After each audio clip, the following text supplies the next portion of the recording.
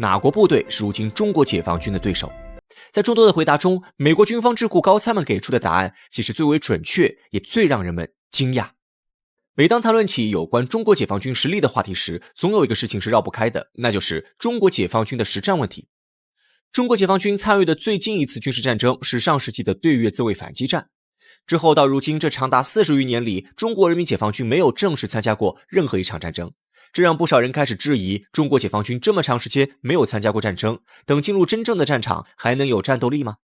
虽然解放军已经40余年没有正式参加过战争，但解放军部队的实战训练这几十年间其实从来没有终止过。军事演练一直是和平时期我国锤炼解放军部队战斗力、提高士兵军事能力的主要手段。狭路相逢勇者胜一直是我国解放军部队信奉的真理。反观很多国家的部队，即使真正上了战场，也无法做到如我军一般心性坚毅。经历过海湾战争、伊拉克战争等200多场战斗的美军，论参加战争的次数，可以算是现在全世界各国部队中的顶流。身经百战的美军却在参加阿富汗战争的时候，由于美军士兵害怕当地民众潜入到部队驻地报复而匆匆撤军回国了。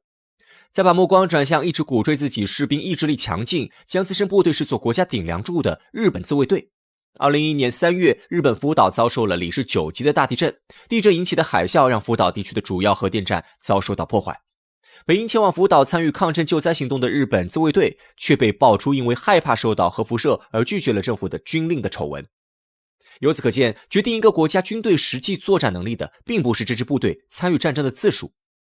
除了军队士兵们的作战能力外，衡量一支军队实力的还有军事武器。大部分人对于军事武器的作战理解还停留在步坦协同空军打击这一概念，实际上这种武器概念的理解仅仅适用于二战前后。如今距离二战结束已经过去了80余年，现代化的军事武器也彻底进化成为我们认知之外的形态。没有强硬的军事武器，即使士兵们的斗志再高涨，战斗经验再丰富，也只会成为手无缚鸡之力的柔弱之人。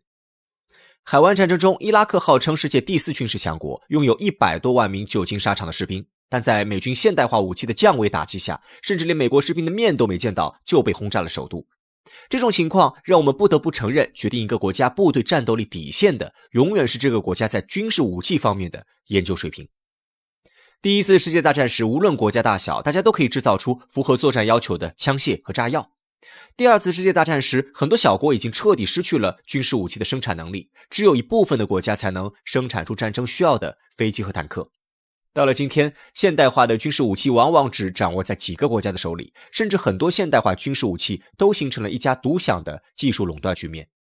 很多我们日常中感觉很先进的民生技术，其实都脱胎于现代化的军事武器中。智能手机必备的定位系统 GPS 就是美国军方的卫星定位系统，是为了给导弹精准定位才被研究发明出来的。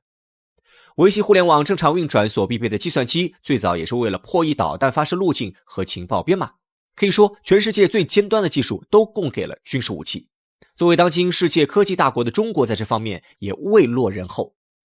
从新中国建立到现在的这几十年广义上和平时期，中国一直居安思危，从未放弃过对于军事武器的研究。没有人知道战争什么时候会重新降临到中国人民头上，我们只能做好一切准备，保证武器的先进程度。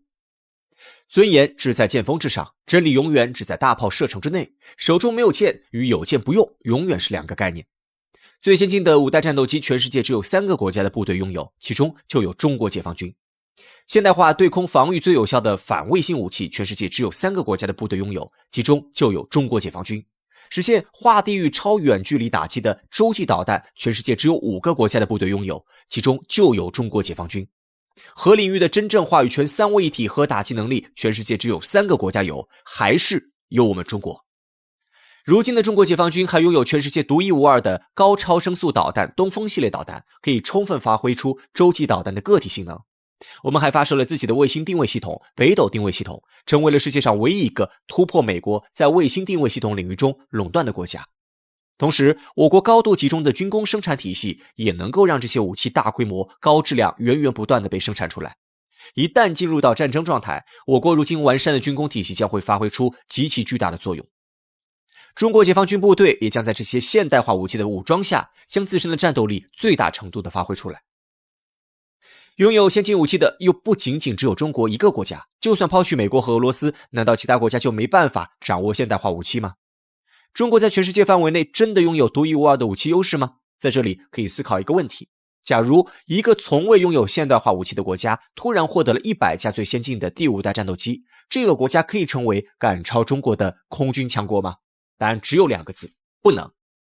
因为这个国家没有能力生产第5代战斗机一定要的战斗机燃油，如果有战斗机燃油呢，这个国家也无法给这批第5代战斗机配备相应的战斗机维修师。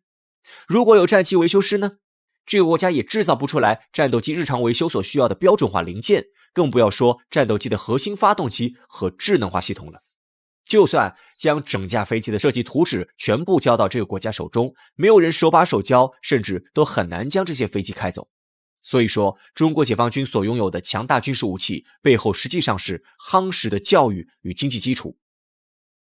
自从改革开放以来，中国的经济水平实现了几何式的飞跃，跨步成为了当今世界第2大经济体。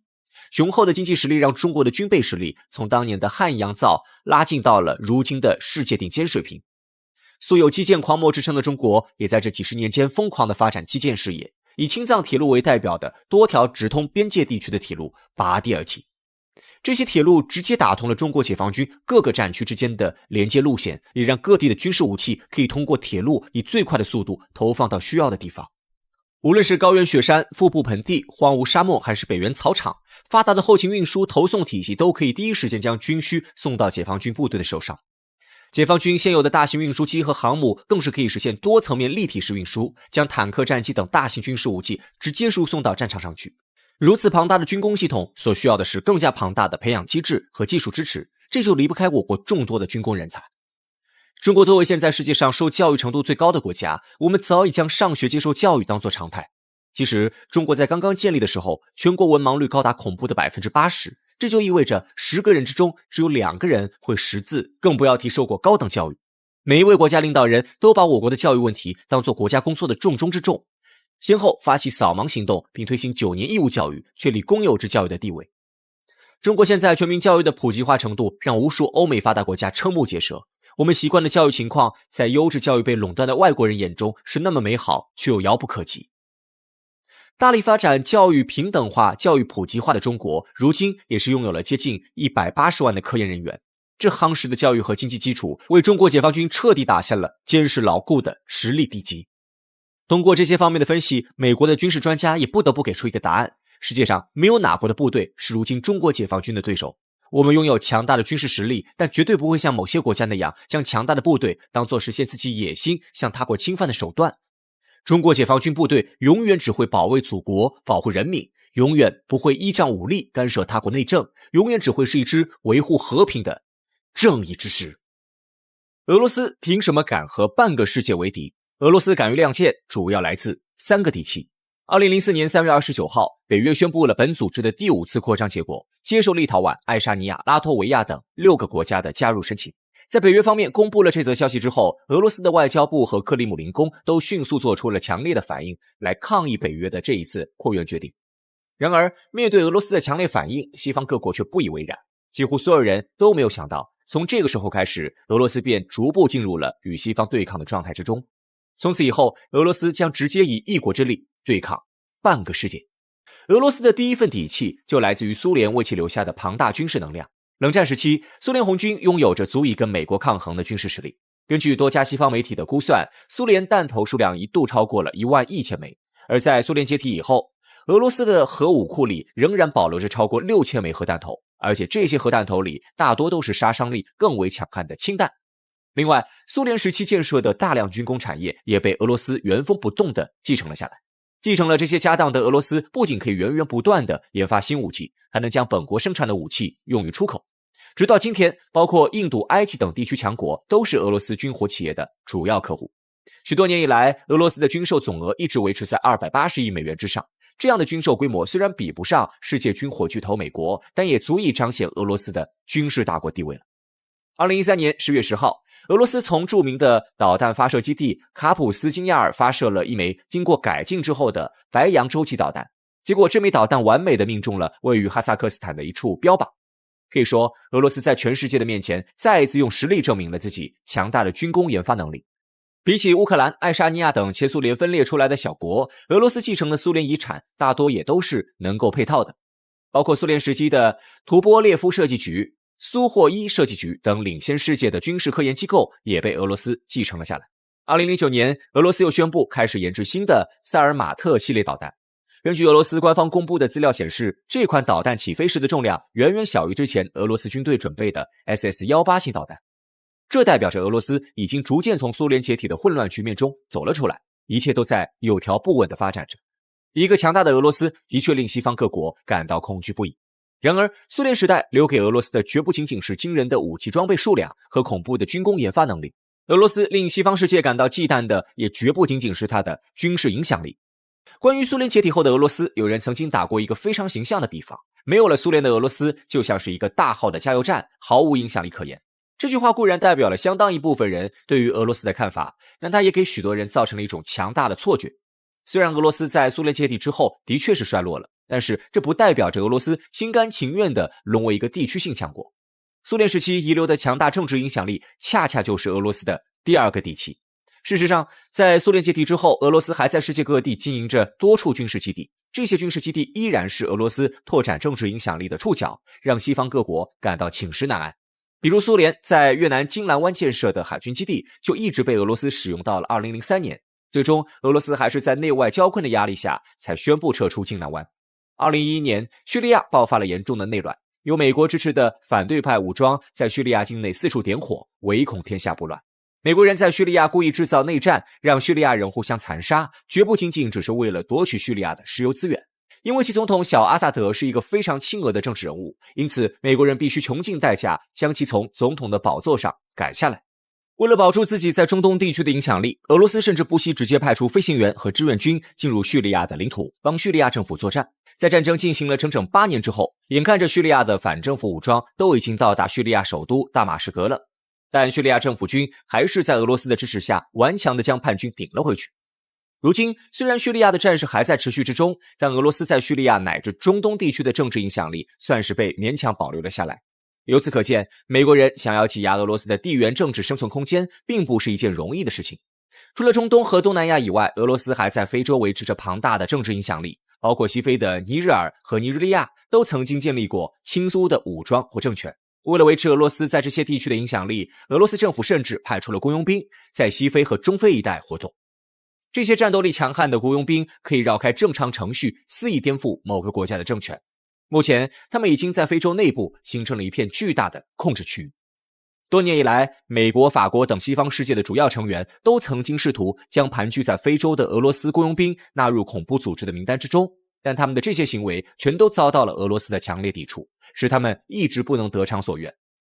当然，除了诸多的客观因素之外，俄罗斯人也吸取了历史上的诸多教训，以至于今天绝大多数的俄罗斯民众都放弃了与西方世界媾和的想法。因为俄罗斯在历史上曾经有过一个与西方无比亲密的时期，但这恰恰是无数俄罗斯人最不愿提起的一段历史，因为它实在是太过黑暗了。1991年，随着苏联的解体，俄罗斯迎来了一个全面亲美的时代。由于俄罗斯的初代总统叶利钦是一个铁杆的自由派，俄罗斯在他的带领下几乎成了美国的小跟班。在经济上，俄罗斯进行了空前的市场化改革，一时之间，卢布的价值出现了连番跳水，无数普通俄罗斯人的积蓄就在这一轮浩浩荡荡的经济改革浪潮中瞬间蒸发了。随后，多家美国公司陆陆续续地进入了俄罗斯境内，开始大肆收购苏联时期遗留的国企和厂矿。整个俄罗斯最有价值的资产几乎都被美国人和西方资本家抢购一空了。看着支离破碎的国家，许多俄罗斯人才恍然大悟，原来大家都被先前的自由派政客给欺骗了。西方和美国永远都不会让俄罗斯有真正强大的机会。随着叶利钦将俄罗斯总统的宝座传给普京，俄罗斯的外交政策也开始逐步转向了东方。尽管普京政府曾经试图与西方保持较为友好的关系，但西方集团仍然不顾俄罗斯的反对，将波兰、立陶宛等东欧国家纳入了北约的势力范围。于是，自2004年开始，俄罗斯与西方之间的博弈就变得越来越激烈了。尽管美国联合其他的西方盟友对俄罗斯实施了最严格的经济制裁，但俄罗斯却在西方的经济制裁当中逐渐成长了起来，并顺利摆脱了对西方国家的经济依赖。因为在西方国家加大对俄制裁的同时，俄罗斯迅速向东方的中国靠拢，中俄之间不但建立了为粮食贸易开设的专用走廊，甚至还开始在军事领域展开了多项合作。本世纪初，俄罗斯便加入了由中国主导的上海合作组织。随后，俄罗斯又与中国、印度、巴西一起牵头成立了金砖国家组织。凭借这些举措，俄罗斯的影响力不仅没有因为西方的打压而被削弱，反而变得越来越强了。到了2012年之后，由于斯诺登事件和克里米亚公投事件等诸多因素，俄罗斯面临的地缘政治环境开始朝着恶化的方向一路狂奔。此时的俄罗斯已经相当于是在和半个世界为敌。但是面对这样的局面，俄罗斯人却丝毫不慌。尽管与西方世界为敌必然会受到一些经济层面上的影响，但绝大多数的俄罗斯人依旧支持总统普京的决策。也许在未来的国际政治博弈中，俄罗斯和西方集团之间还会上演更加激烈的博弈，但俄罗斯的人民一定不会轻易向对手让步。这不仅关乎到俄罗斯这个民族的尊严，更关乎到千千万万俄罗斯人的生存问题。历史的教训已经让俄罗斯人对西方集团失去了信任，经过岁月的洗礼和磨砺，相信他们也一定能够明白，到底谁才是俄罗斯真正的朋友。